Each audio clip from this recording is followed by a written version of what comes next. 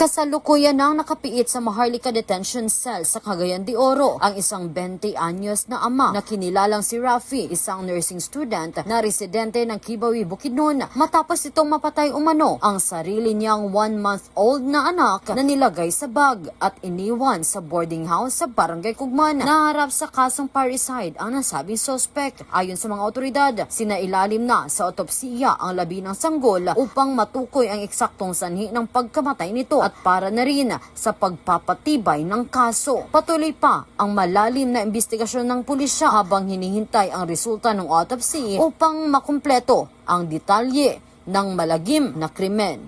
Ito si K5 Sai Eliavera para sa Kampiyon na Balita, Serbisyo Publiko at Kasiyahan sa Cagayan de Oro.